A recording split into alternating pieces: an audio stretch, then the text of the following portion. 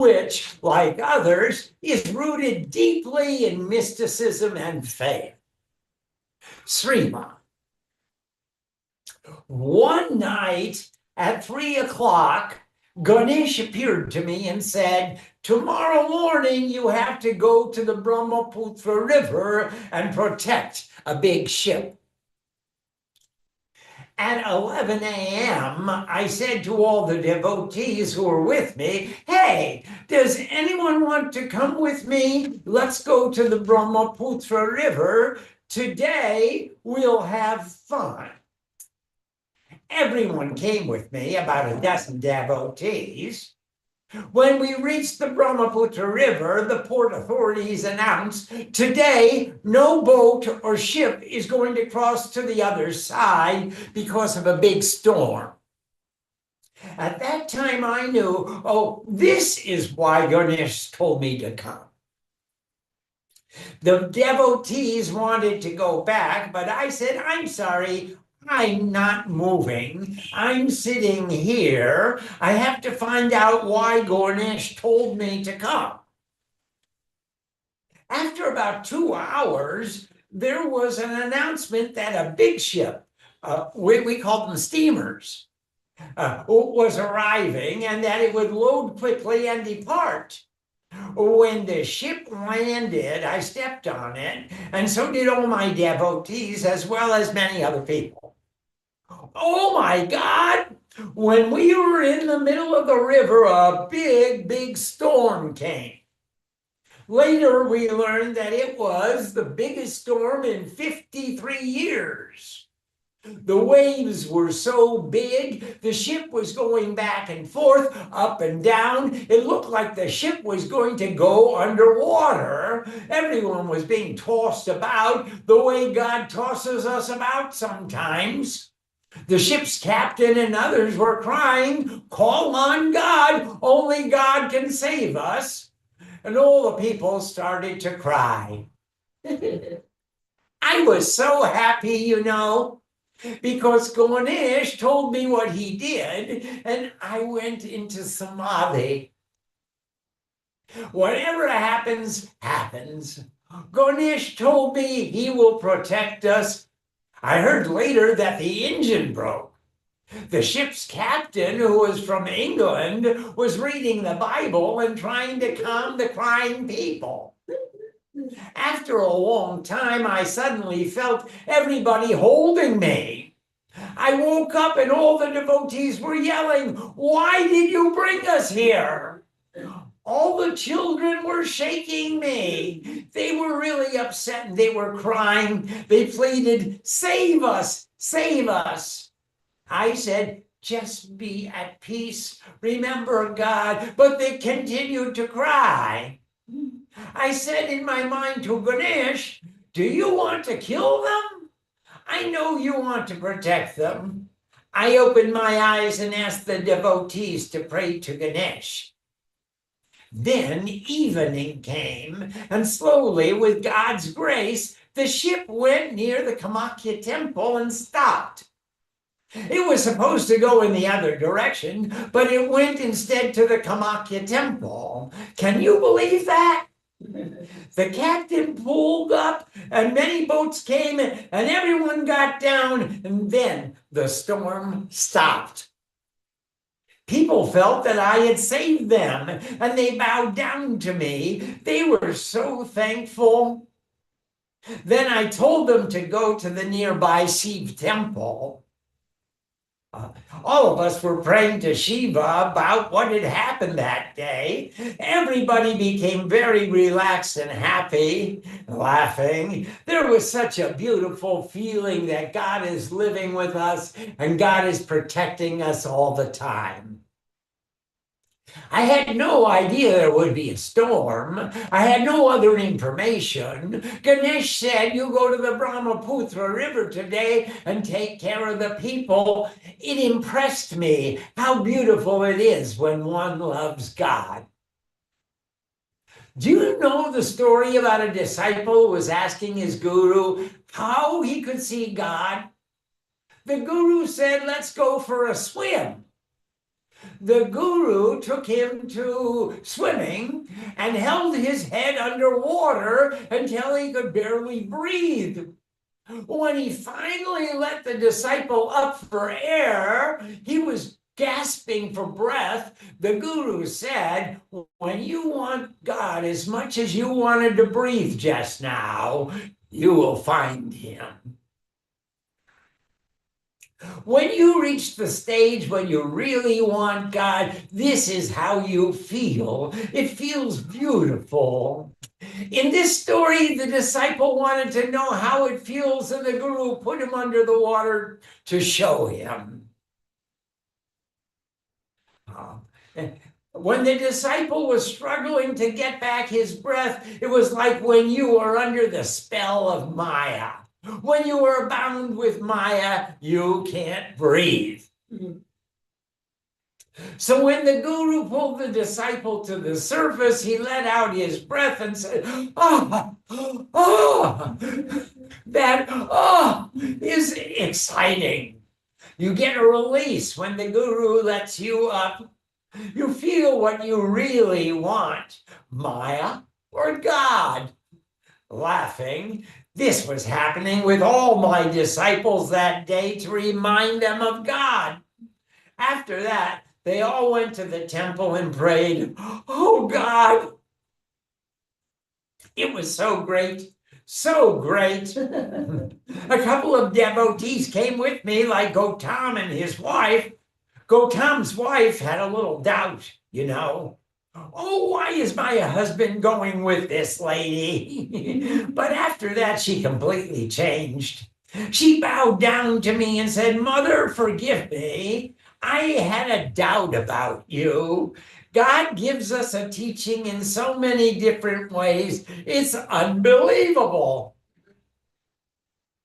Doubt.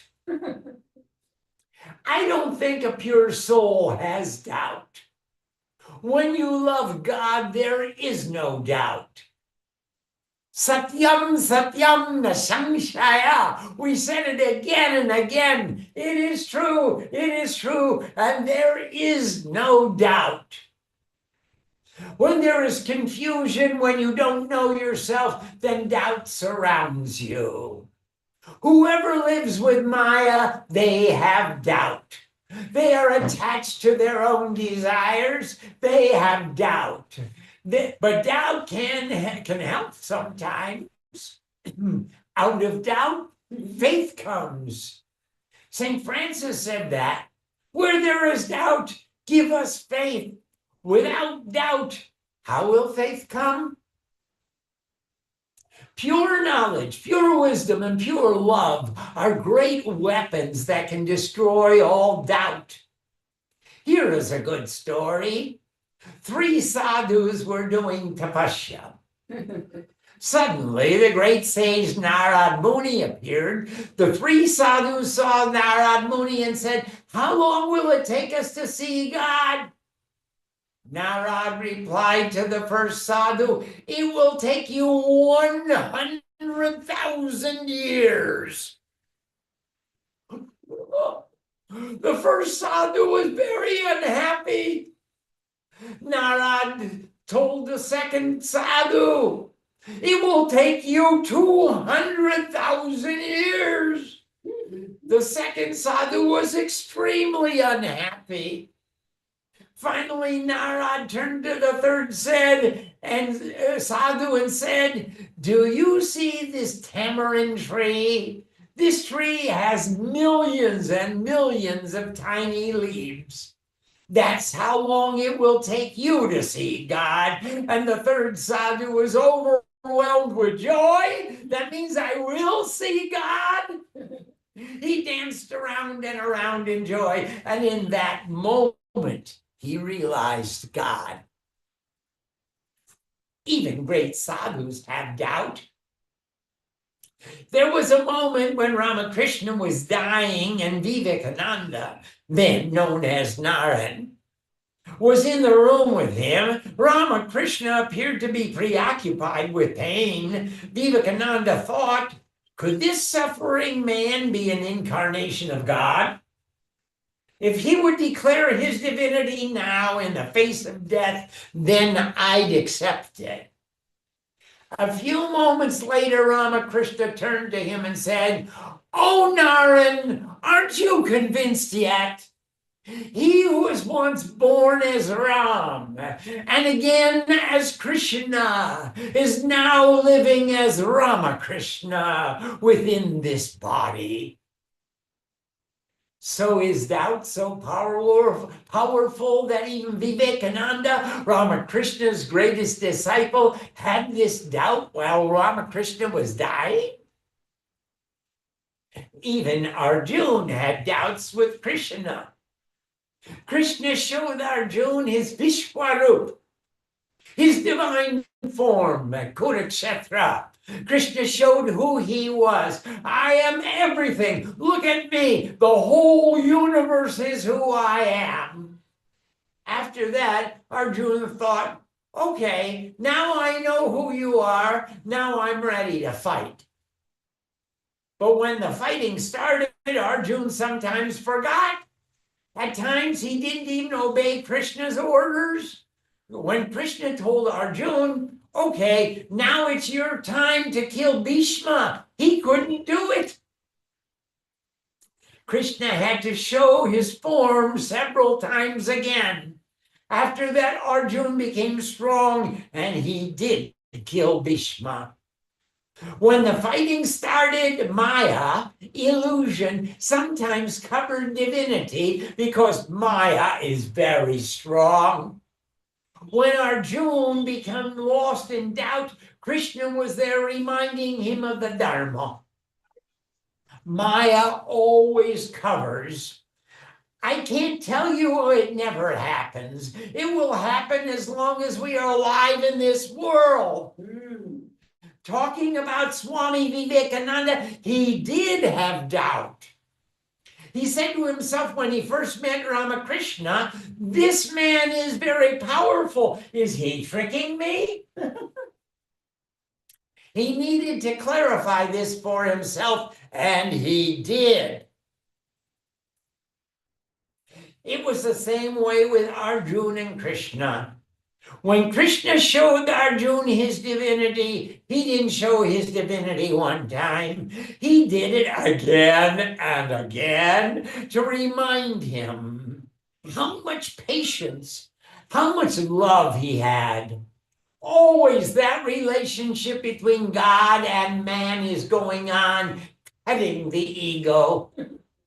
Vivekananda didn't do sadhana until he was 17 years old. He was a student of Vedanta. After Ramakrishna left the body, he started doing sadhana. He knew his responsibility then. If you keep your tapasya, there comes a point when doubt is erased. But if you can't keep your tapasya, everything will topple even after attaining enlightenment. It happened with Guru Gorakhnath. He was an extremely enlightened man. Mohini and Maya are always the same, so you must realize what Mohini is. It is the cosmic play. You can't get rid of it, but you can see that wherever I am the same. God is reminding us all the time, lifetime after lifetime. You are not here just this lifetime. This lifetime we have karma together. Therefore, this lifetime again we are here.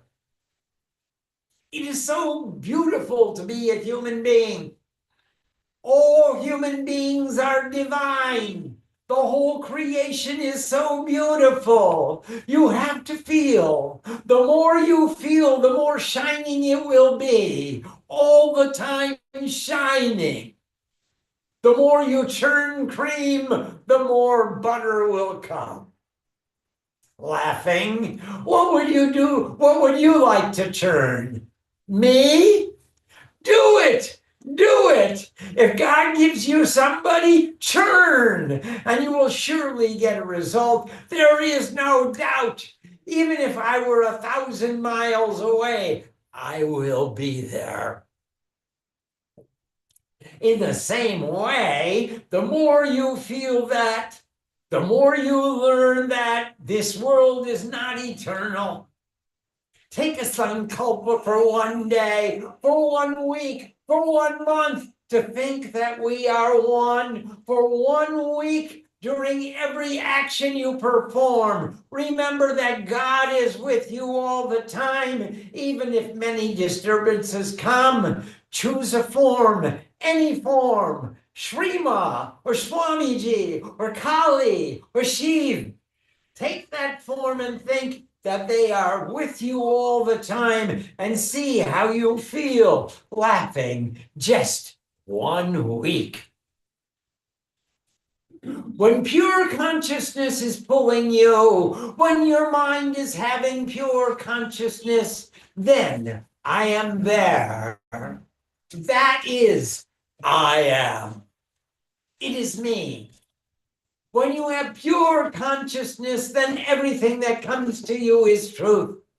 You will never make a mistake. It's beautiful. Laughing. Keep that thought. One day you finally knew what you had to do and began, though the voices around you kept shouting their bad advice. Though the whole house began to tremble and you felt that the old tug at your ankles, mend my life, each voice cried, but you knew what you had to do. Though the wind pried with stiff fingers at the very foundations, though their melancholy was terrible, but little by little as you left the voices behind, the stars began to burn through the sheets of clouds. There was a new voice which you slowly recognized as your own, that kept you company as you strode deeper and deeper into the world. Determined to do the only thing you could do, determined to save the only life you could save. Mary Oliver. Shrima continues the interview. In my whole life, I never slept. I'm praying all the time, 24 hours a day. I have no sleep. I'm always on the subtle plane. Still now, I'm always subtle. I love to have deep sleep. Sometimes when I leave my body, I go somewhere, but that's different. Then I say in an excited voice, I went deep today. But that's very rare. Recently, my blood pressure and pulse were high, and they wanted to bring it down to normal. I went to the hospital and they gave me some medicine for a half an hour, and then 1 hour, and my pulse never came down. So I went back the next day, and they gave me medicine and an IV. Normally, 1 bottle of the IV would make somebody's pulse completely normal. They gave me 1 bottle, 2 bottles, 3 bottles, and my pulse didn't go down. They said, this is a miracle. What should we do? I don't think her pulse will go down. And the whole room and all the people were nervous, and they said, what is this? Everyone was surprised, and the radiologist was impressed, and he wanted to come and visit me. Life after life. Shrima. There was never a time you weren't born. You have always been. There will never be a time when you will not be. With realization of infinite consciousness, your births are continuous. Every moment is your birth. Asked to explain further her comments about this is one life, Shrima adds the following, laughing. It's interesting. If you live inside yourself, the soul never dies and the soul is never born. It is all one thing. But if you count every lifetime, it is so many lives. For me, it's just one life. Laughing, I'm doing the same thing lifetime after lifetime, but actually I feel it is just one life.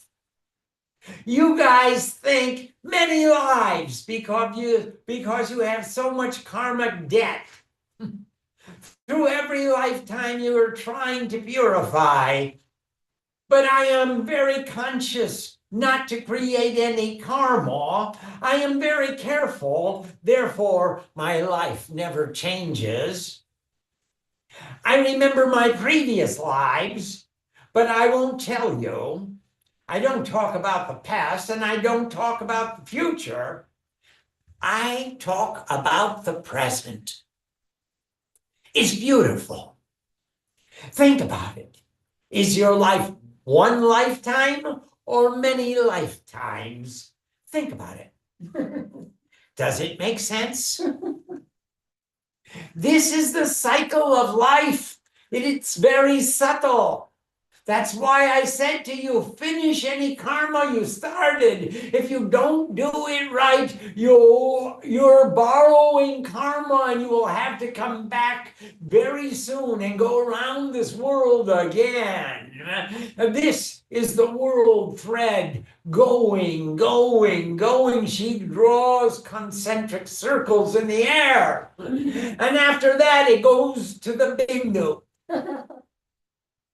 Understand how we take birth lifetime after lifetime. On one side, it is beautiful, but if you're attached to the world, you'll suffer. Remember pure consciousness. That pure consciousness is God. We have time for one more story. Salvation. Friend, hope for the teacher while you are alive. Jump into experience while you are alive. Think and think while you are alive. What you call salvation belongs to the time before death. The idea that soul will rejoin with the ecstatic just because the body is rotten, that is all fantasy. What is found now is found then. If you find nothing now, you will simply end up with an apartment in the city of death. So plunge into the truth. Find out who the teacher is. Believe in the great sound. When the teacher is being searched for, it is the intensity of the longing for the teacher that does all the work. Kabir, 16th century Sufi poet. Kabir's message calls for salvation now in the present and not in the distant future upon death. He rejects the common belief in most religions that a soul will automatically reach salvation upon death. Salvation requires one to plunge into the truth in the moment while alive and listen to the great sound. What is the truth? Who is the teacher? And where is the great sound? Sri Ma answers these questions in this interview. Sri Ma. In 1976, I was living in a devotee's house in Belur. Every night at the same time we had satsang, and one day a young boy came. He was maybe 17 or 18 years old. I knew he had killed people, and I told him I wouldn't give me darshan now, but I would in the evening.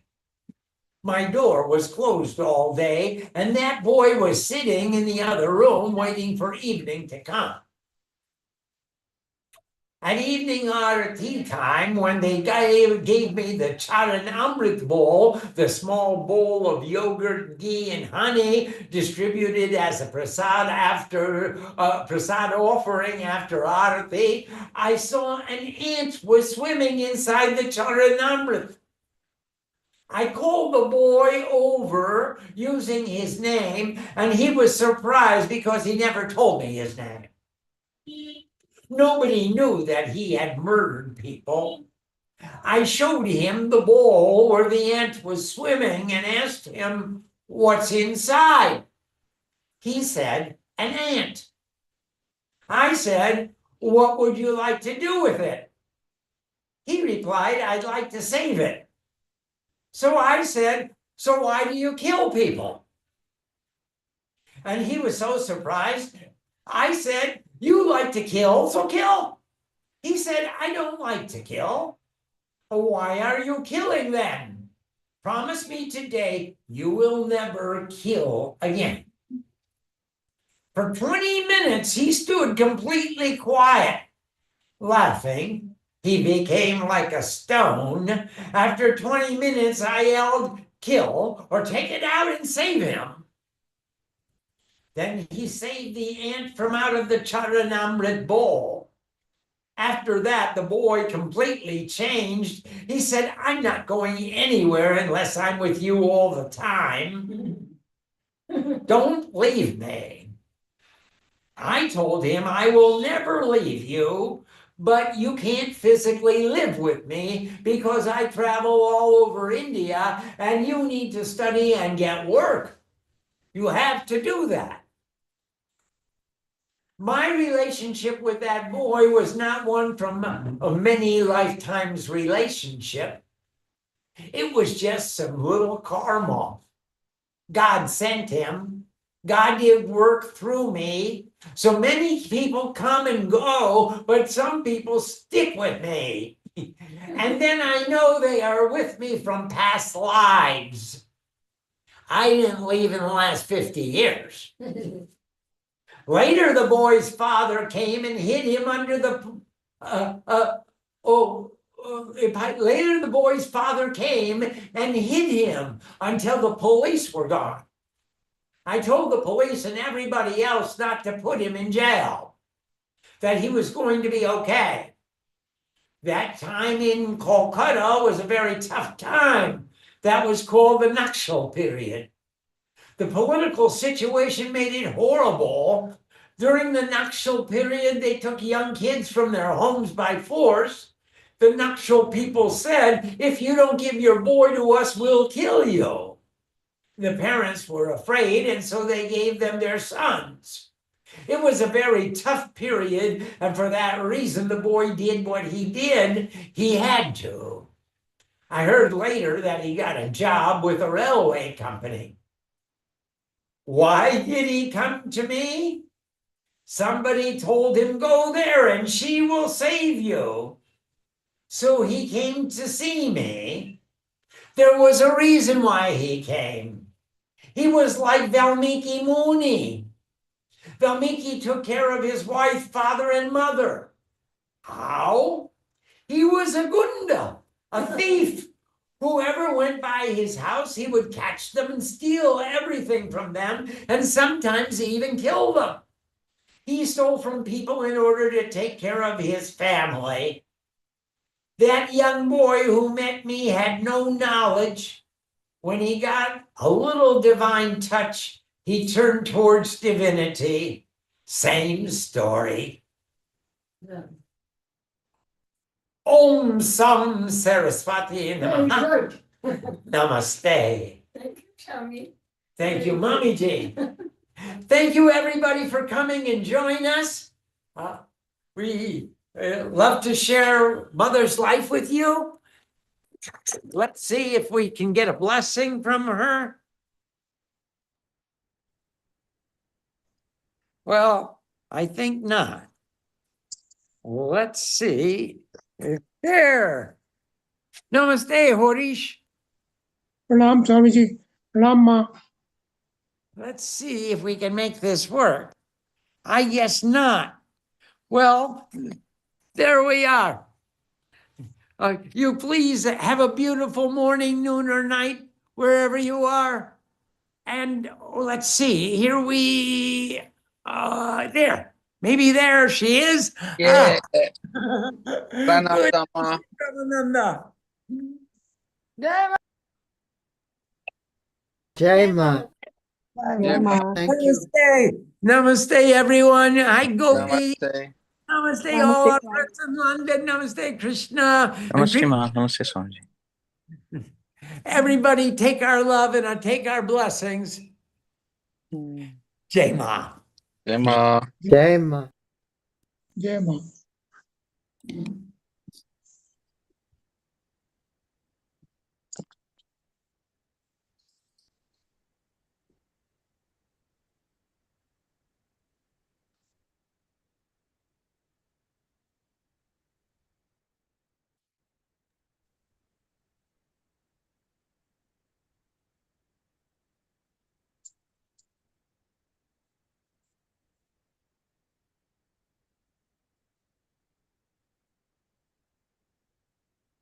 Why does it keep saying assign a new?